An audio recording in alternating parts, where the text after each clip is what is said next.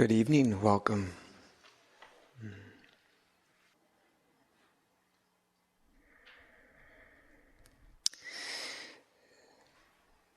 few centuries ago, there was a Zen master. He was not a Zen master at the time. He's now relatively famous. A guy named Bankei. And Bankei was an ardent seeker for about 9 years. By ardent, I mean he ran all around the country looking for enlightened people, not always satisfied with what he found. And he drove himself to extremes of aesthetic extremes. He meditated and meditated and meditated and meditated and meditated and meditated and meditated. And then he started to meditate some more. He didn't eat much. He didn't take very good care of himself. And still he was driven. Somebody like him isn't really someone who yearns for the truth. Yearning for the truth would have broken down a long time ago, given what he went through. But he was driven, almost maniacally driven, single-pointedly driven. And to the point where he ended up a physical wreck with tuberculosis, sitting in a cave, spitting up a big old ball of phlegm and blood, spitting it on the wall in front of him, and as it slid down the wall, nice and slow. You know what I mean. He awoken.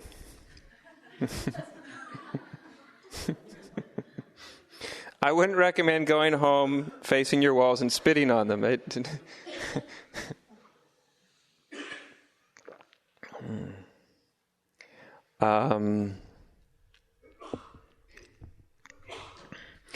then, after some time, after a number of years, getting his health back together, which he never totally adequately did. He got it together so he could function for another, several decades, but he was never regained all of his health. Several years later, when he started to teach, the hallmark of his teaching was telling students that came to see him that they didn't need to strive so hard. That he said, I did all that. I've done all the striving, and it's of no use whatsoever. And all you got to do is turn your attention to the unborn. That's all you have to do. He called it the unborn. And his most famous phrase that he repeated over and over and over and over and over and over and over was that all things are resolved in the unborn. Everything is taken care of by the unborn. You could use another word. You could use lots of words for the unborn. You could just use a practical word would just maybe be the flow of life. The unborn flow of life. And he would constantly remind his listeners that he would say to them, you are the unborn. You are the unborn. Just turn your attention to the unborn. Remain there. And you can't help but awaken. He would put out this guarantee, remain in the unborn for 30 days and you'll be enlightened Buddhas. He said nobody could possibly remain in the unborn for 30 days without being enlightened. It wouldn't be possible. He attracted huge numbers of people, which upset for a long time the hierarchy, the Zen hierarchy. Don't think that Zen Buddhists are beyond pettiness and hierarchical and, arguments. They're just as petty as any of the rest of them are. And they always have been. We're all in the same boat. No religion, no sect, no nothing, east or west, doesn't have dirty garments in their past and probably plenty of washing to do in the present.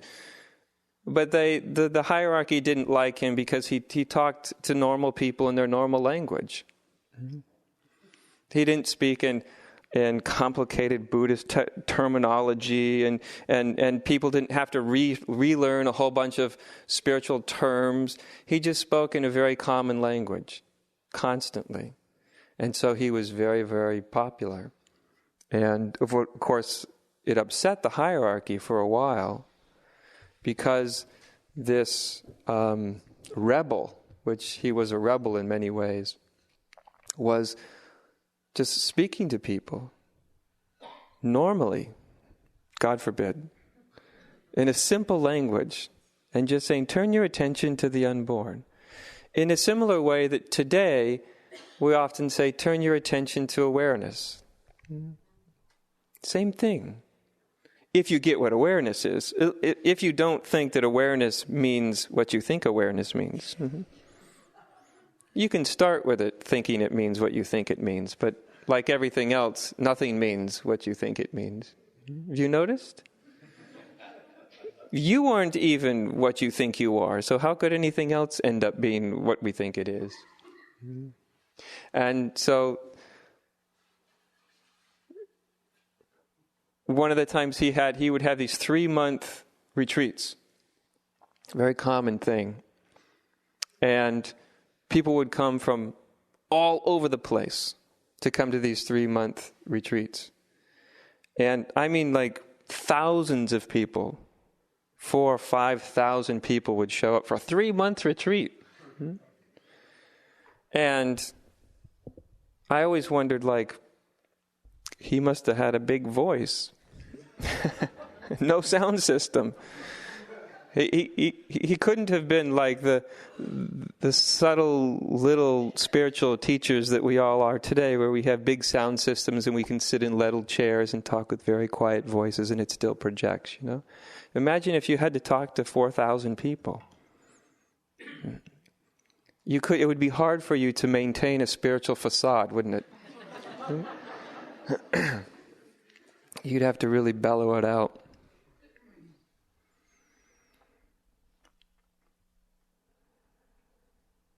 Now, of course, what he was teaching was true. That everything already is the unborn, and it doesn't take great amounts of effort to awaken to the unborn.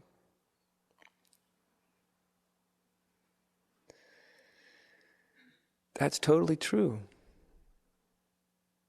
Such things have been said many, many times by different sages throughout the centuries, in an effort to break down the mind's insistence that truth, that your true nature is something that's far away and difficult, and not something that people like you can realize, like you and me. And all the real sages throughout time have said that way of thinking is pure delusory nonsense, totally separating, ridiculous ideas. None of it's necessary. It only gets in the way. And this was the gift of them. Anybody through whom awakening has really happened knows the democratic nature of it. It's available to anybody. I'll tell you, I'm living proof of that. Oh.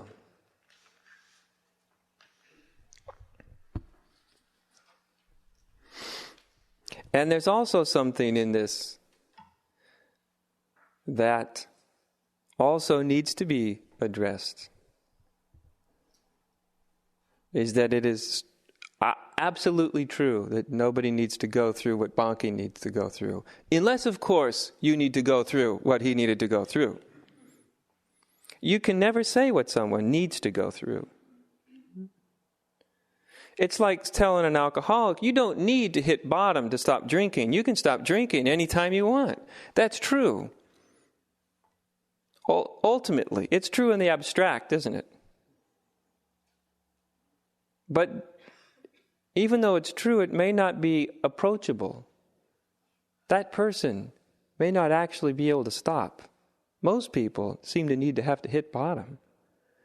There's no rule that says they have to hit bottom. It's not written in the universe that says you have to hit bottom. It just so works out that way.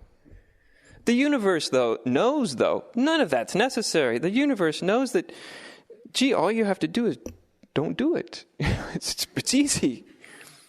There's nothing that means it needs to be difficult.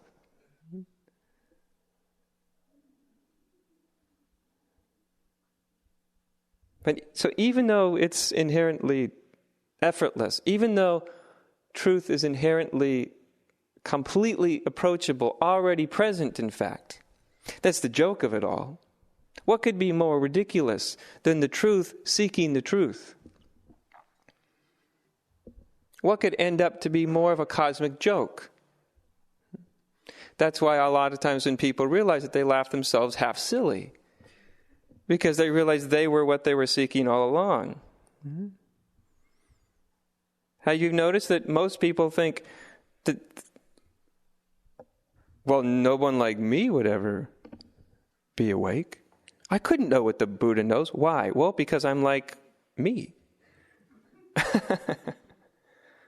Kind of a roadblock, wouldn't you say?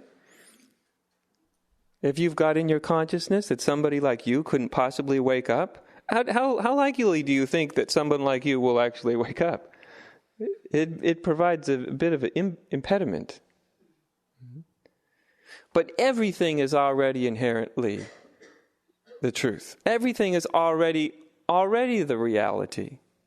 You are already the reality. Doesn't matter how you are. You can't get out of being the reality. You've never been able to pull it off for a second. Even all those times when you've acted like a total moron.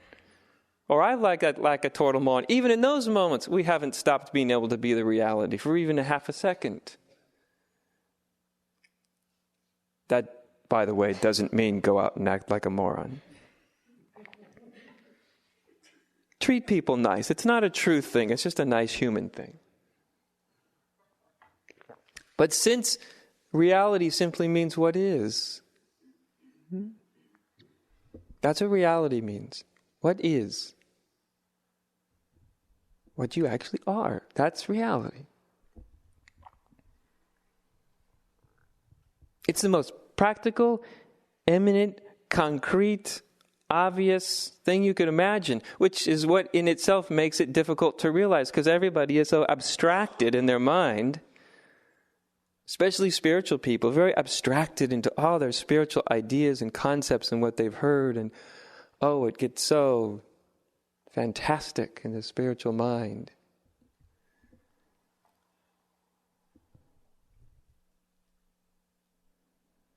And yet a guy like Bankei would say, why is it that when you hear a sound, you know what it is immediately?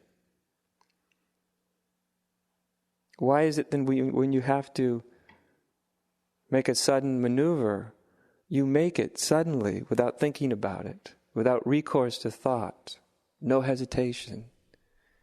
This is the functioning of the great reality. This is universal mind functioning.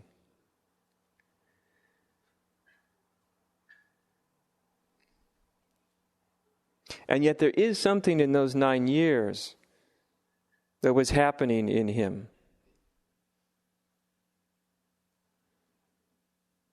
There was something that was wearing down. Something that was being purged. And this is the thing that's often edited out of the direct paths of spirituality. This purging. Do you know what I mean by purging? I'll tell you then. Purging is purging of selfing. Self isn't a thing. If you look just a little bit, just for a moment, you'll see that whatever you think you are isn't a thing. It's a verb. Self isn't a noun. There isn't this thing called me, an entity. That it's actually it's a verb. It's a movement. It's like running. Running is a verb, right? Running isn't a thing. Eating isn't a thing. Listening isn't a thing. They're verbs. They're activities.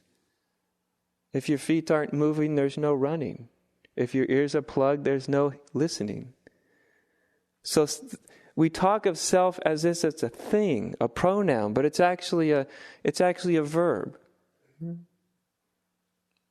This is misleading because you can actually see, not through logical deduction, but through insight, through realization, that there isn't this thing called you as an entity. That it isn't there. That's actually, every time you look for you as a thing, you keep not finding anything. You come up sort of empty-handed. Everything you think you are is actually a verb. It's a memory of thought, it's a movement of feeling, it's a movement of perception, it's a movement of intellect. On and on it goes. If you ever have any doubt,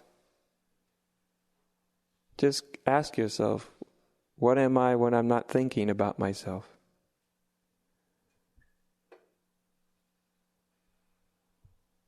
And you'll see, the entirety of yourself is a verb.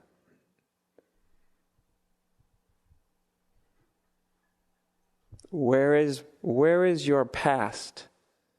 Your entire past, from 1 second ago to before you were born, where is your past when you're not thinking it into existence?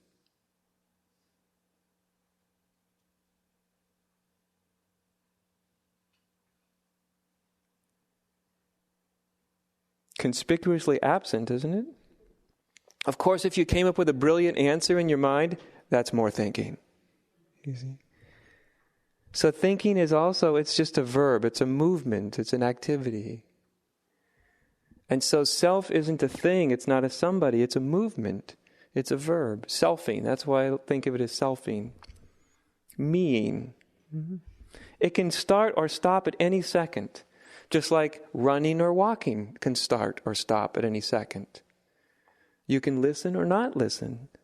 That's a verb at any second. It can begin or it can end. And so although there isn't an entity called me, there is a verb called meing, selfing.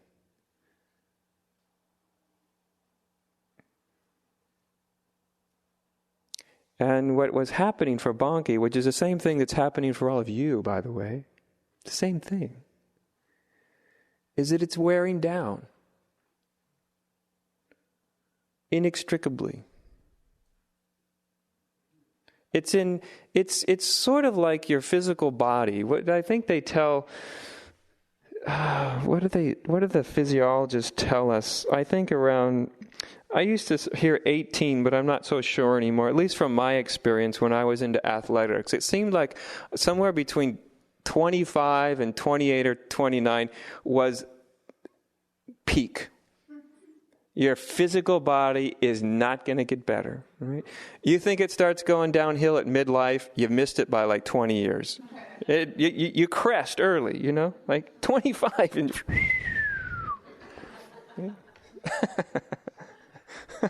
you're sliding into home plate from that point on, however long it lasts. So just like the physical body peaks relatively early in life, so does this verb of me. It peaks relatively early. You build one up relatively early in life. You have a coherent sense, if you're lucky, or unlucky, depending on how you look at it. By the time you're 30, most people don't have a coherent sense of self, so if you don't worry about it. Most people never come close to achieving a coherent, phony sense of phony self.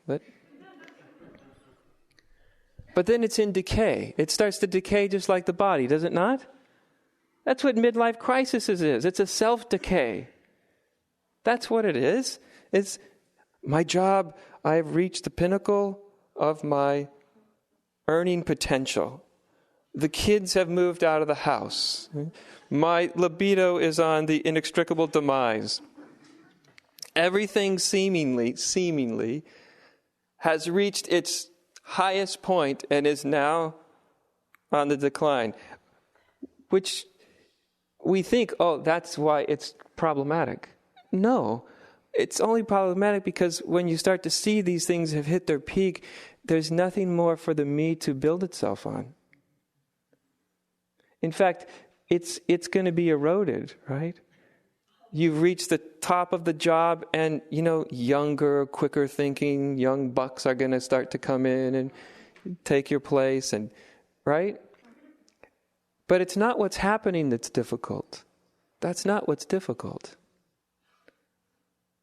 What's difficult is it becomes increasingly difficult to sustain this me. Because it also is in decay. Because it's defining itself through success and achievement and family and children and acquisitions and all of that. That's how the me is defining itself. It's finding itself. And then it hits a peak. And in some people, somewhere in midlife, 45 to 60, it starts to panic.